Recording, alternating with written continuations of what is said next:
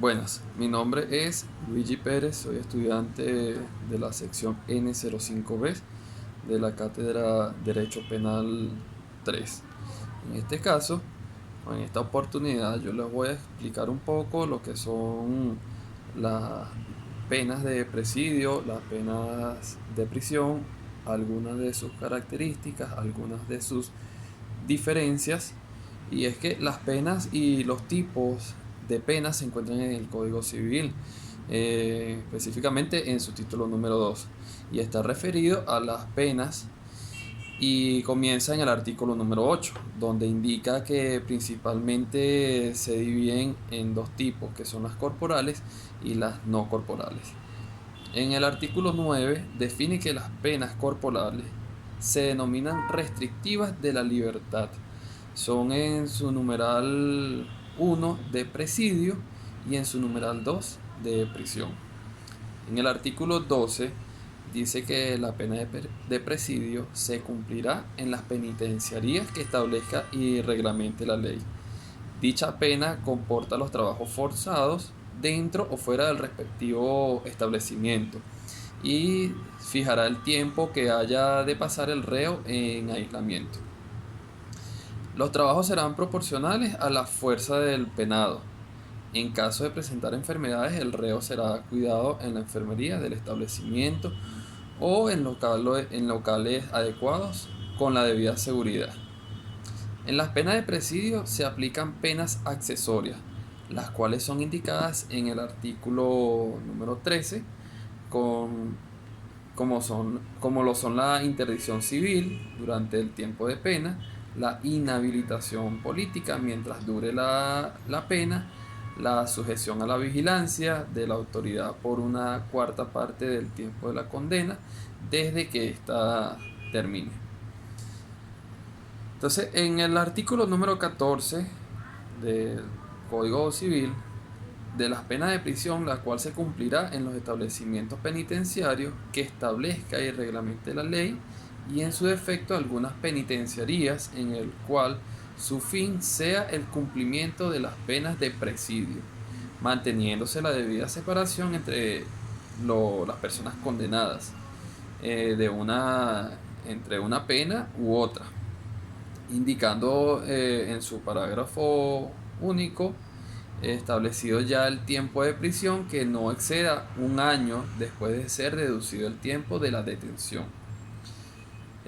No podrá ser el reo enviado a establecimientos fuera de los límites del Estado, del Distrito Metropolitano de Caracas o el territorio federal donde hubiese sido sentenciado en primera instancia, sino que cumplirá la pena en el establecimiento penitenciario local respectivo.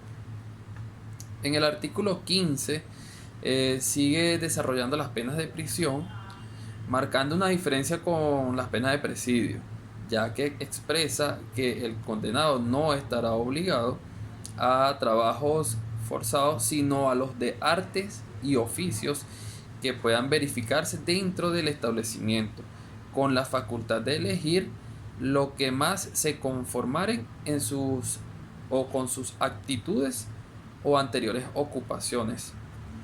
Al igual que las penas de presidio, las penas de prisión también cuentan con penas accesorias, las cuales son inhabilitación política durante el tiempo de la condena y la sujeción a la vigilancia de la autoridad por una quinta parte del tiempo de la condena, ya terminada esta.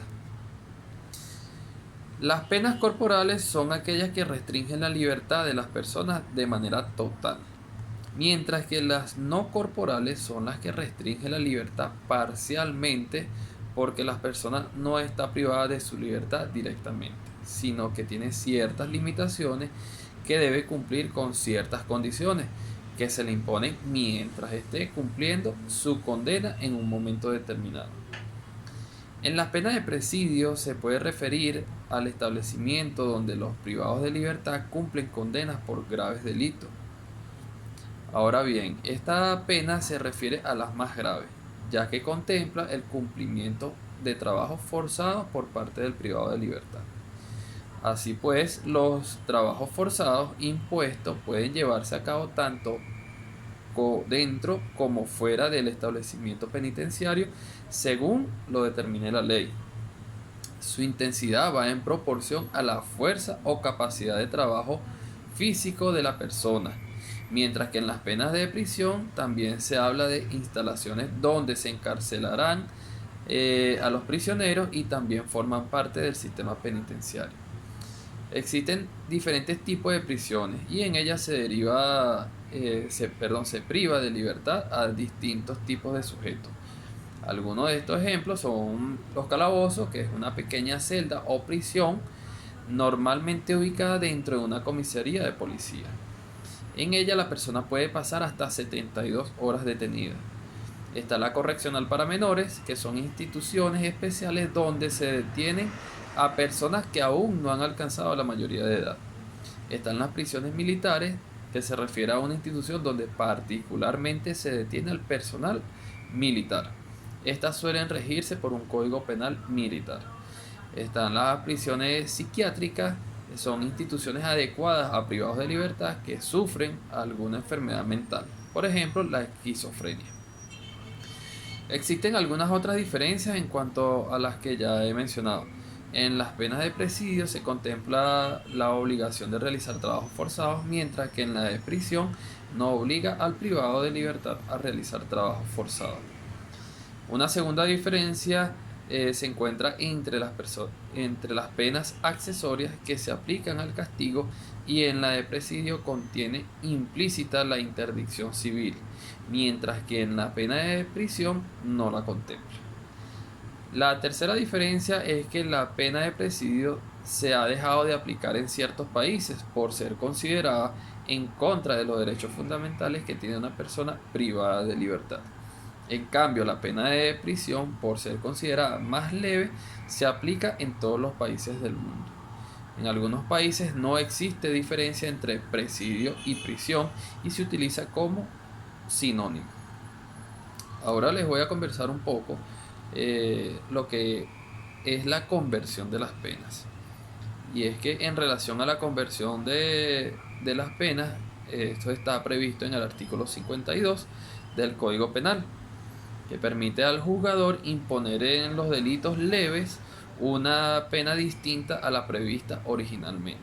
De esta manera pueden modificarse penas de cárcel hasta 4 años por otras de multa o de limitación de días libres sobre el particular.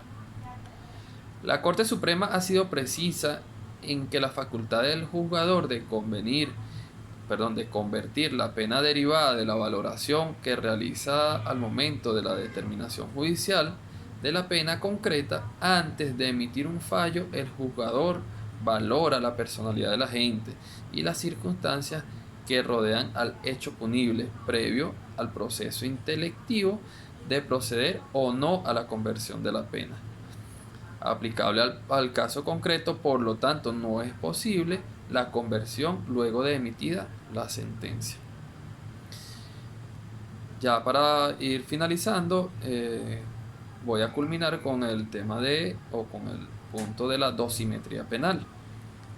Cuando se habla de dosimetría penal, se refiere a la aplicación del principio de proporcionalidad a las penas, tanto por parte del legislador al imponer una sanción determinada a una conducta tipificada como delito, como por parte de los jueces y tribunales al decidir casos en específico. La imposición de pena y su magnitud dependerá tanto en lo legislativo como en lo judicial, de la intensidad con que se hubiere vulnerado o puesto en peligro el bien jurídico penal tutelado por el tipo penal. Este es todo sobre los puntos que he desarrollado. Espero que el material sea de provecho.